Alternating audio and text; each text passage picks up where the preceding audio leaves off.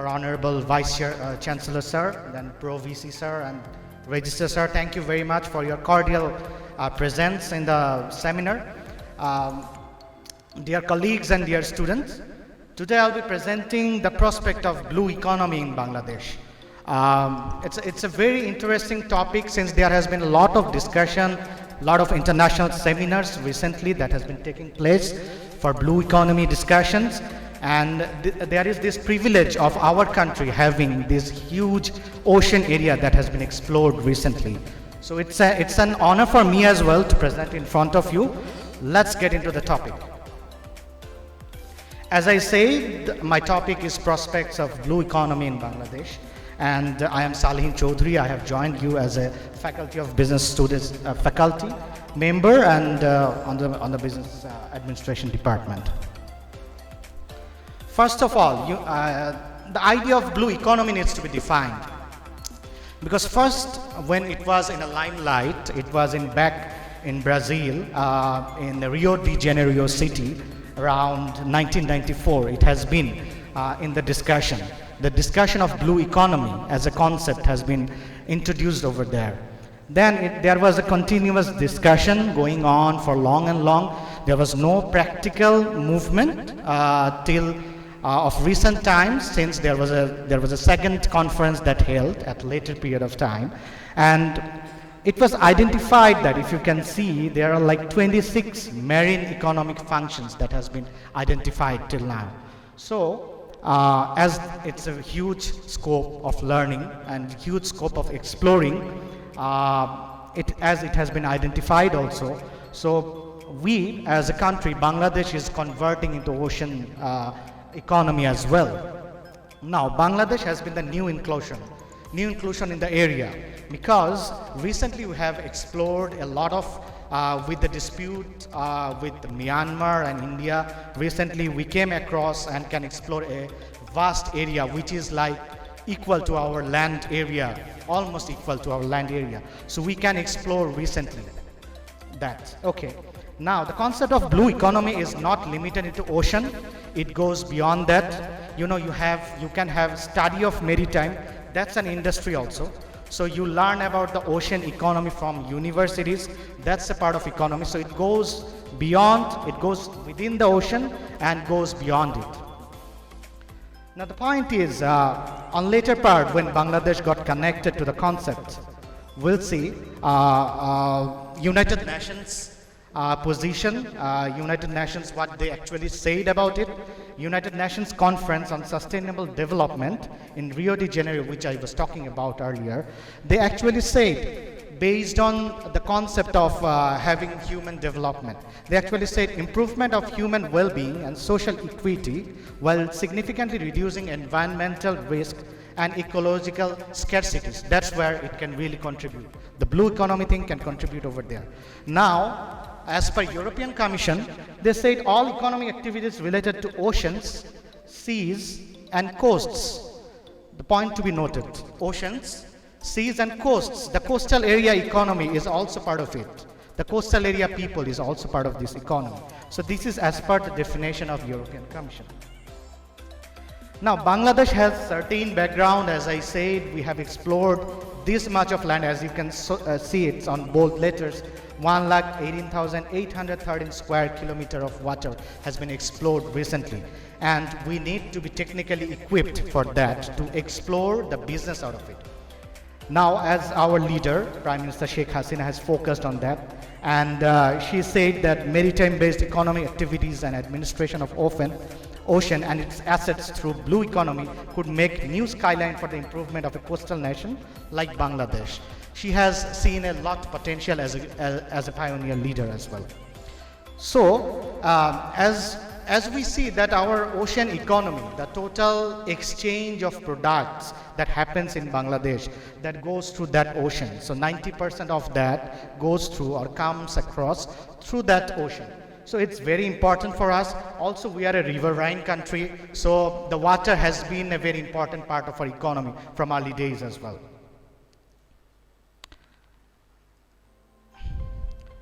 Now, the term of sustainable development, that has been a widely practiced thing, a matter of discussion in recent days, and we need to know what is sustainable development, because this ocean economy will be going persistent with this sustainable development of our country's development. Now, what sustainable development is? Development which meets the need of the present without compromising the ability of future generations to meet their own needs. Globally, we are not even meeting the needs of the present, let alone considering the need of future generations. So it's such a futuristic economic portion, the ocean part, because you know the definition of economics always says that you have limited resources, and when you have resources, you have better economy. And this is a wide range of resources that has been put forward in front of you. You as young aspiring people, you need to explore it as a career, as business perspective, and to many perspectives. Now, one point to be noted that the coastal areas and the island developing countries are the major beneficiary till now date. Now Bangladesh is on the race as well. So Bangladesh, as of recent, they got into the race. So it's Bangladesh's duty to, the government and the private sector's duty to take it forward. Now, what can be the possible contribution of blue economy in present perspective and future perspective? You can see there are a couple of, there are quite a few aspects of it. You can get benefit from marine fisheries and aquaculture. I will get into the detail later on. Marine non-traditional species culture, marine biotechnology, carbon sequestration, oil, gas and minerals mining, ocean renewable energy, sea salt production, marine trade, shipping and transport, marine tourism, marine education and research, maritime surveillance, and marine spatial planning. Okay, so as ocean offers enormous amount of wind, wave and tidal biomass energy, it's a very potential sector for energy development as well. Now this is a complete list where you can get an overview of idea that how this ocean economy can benefit you. As far as living resources are concerned, these are living stuff. So these are like marine, fisheries and aquaculture. Then you have the carbon sequestration issue has been handled through this economy. Then in the non-living part, you see oil, gas and mineral, and their status and trends are shown over there as well. Then you have sea salt. Then you have marine renewable energy. That is also an important sector. This is a wide glimpse of your marine captured fish species, which is of one category that we'll be discussing first.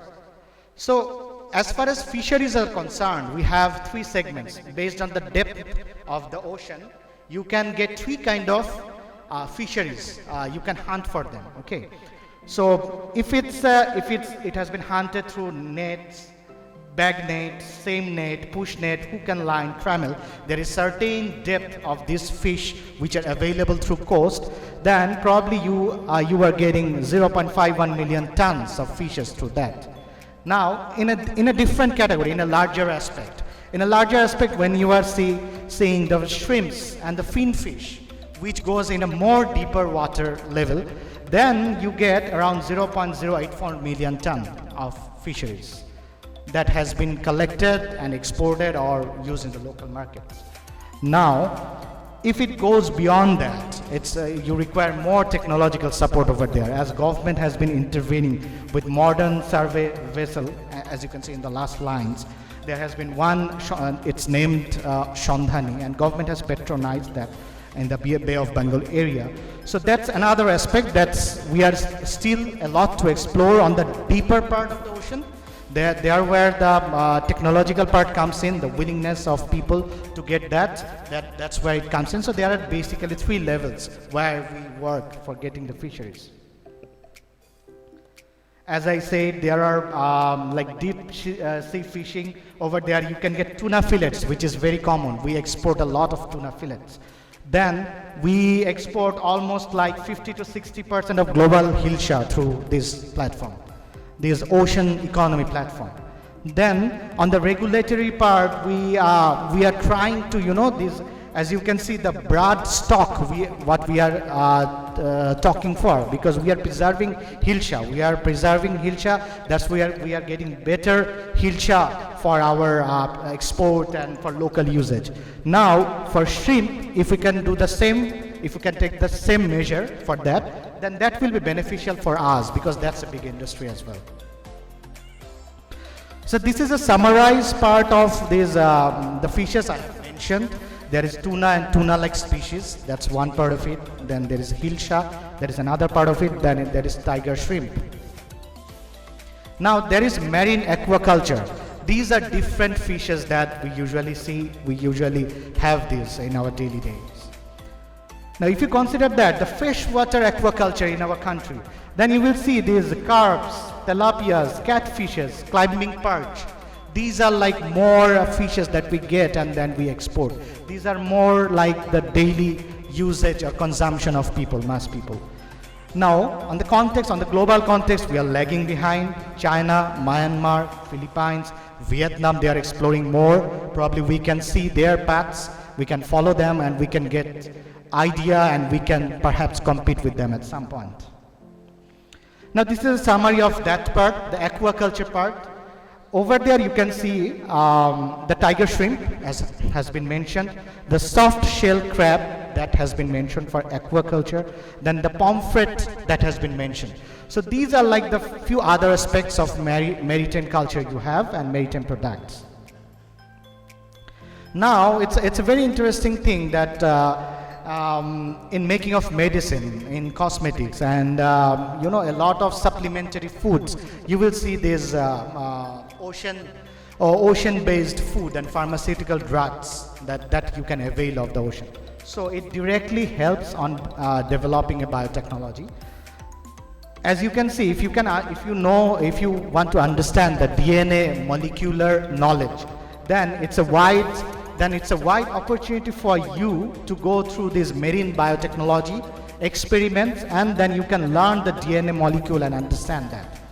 Now, the point is that another aspect is the pharmaceutical aspect. Apart from the genetical knowledge you can acquire out of that, you can get pharmaceutical drugs out of the sea products as well. You can get chemical products, you can get enzymes, you can get industrial products and processes which can be used for health and diagnosis services. Human health care products like antibiotics, anti-cancer, bioactive compounds, and other pharmaceutical drugs, nutritional supplements, and nutritionality can be ensured through this part. You can also explore marine fish, shrimps, crabs, molluscs, seaweed, which has been widely used as food supplements as well. Now this is a summarized part of that. As you can see, the marine capture fisheries are one part of biotechnology, then the mariculture that you have, then the human healthcare products that you have, then the food and nutrition products that you have. As per carbon sequestration, it's a very interesting concept that you build the ecosystem that consumes carbon, because carbon is a threat for environment, and there are certain procedures, certain process that you can actually process carbon to hold it on and to not let it go to the environment. So that is an industry as well, as I said. So that is another part, that carbon sequestration can be controlled. It's a very interesting term. Whoever is more interested into it, there are a lot of write-ups on it. You can go and see the carbon sequestration part throughout Google and anywhere else. Now this is the summarized part of the carbon sequestration status right now, like the mangroves, that is a kind of forest we have, then the salt marshes, that's the surface that we have, and estuary, that's another surface we have. These can actually help to build this carbon sequestration process, and we can use that to avail it.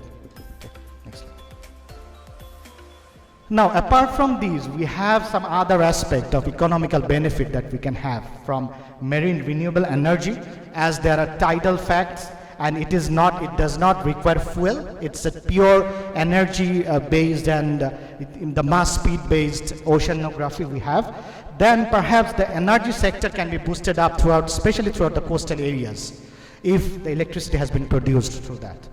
Also the sea salt production, we are a very pioneer player on sea salt production part, because there are, as you know, sodium chloride is our staple salt that we have.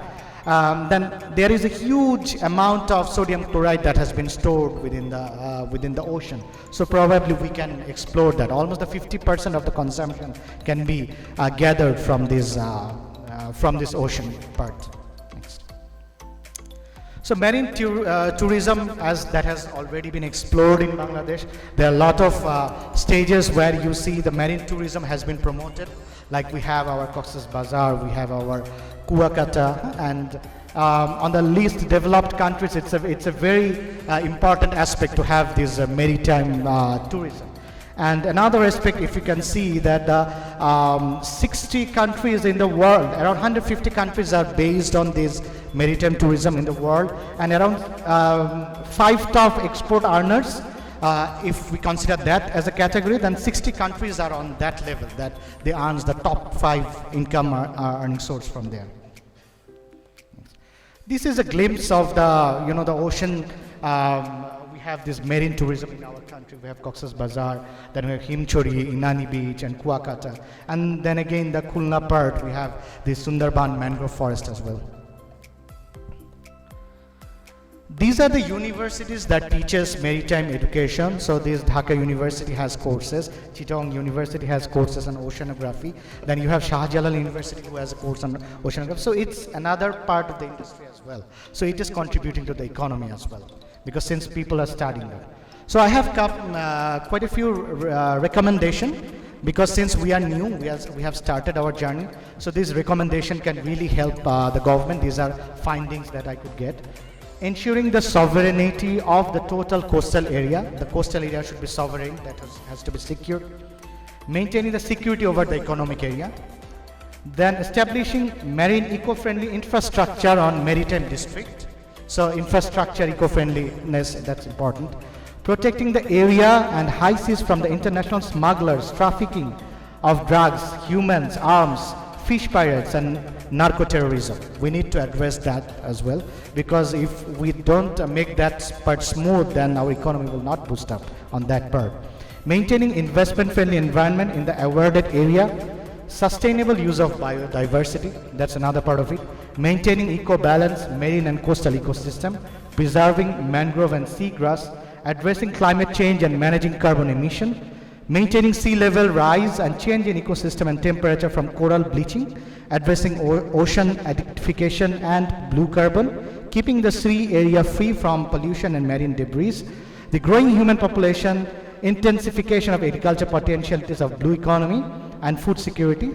Need integrated maritime policy.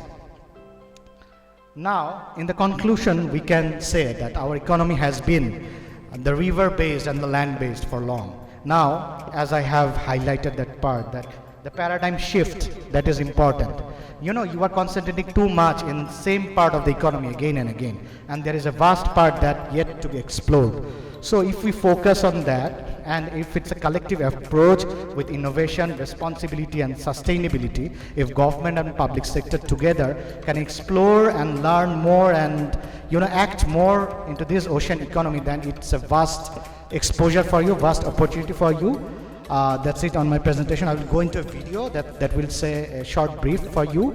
For kindly sirs can have a look at that as well. And thank you very much. It's a privilege to present such a dynamic topic in this platform. So it was nice, and thanks for being very patient and taking care of the presentation. Thank you.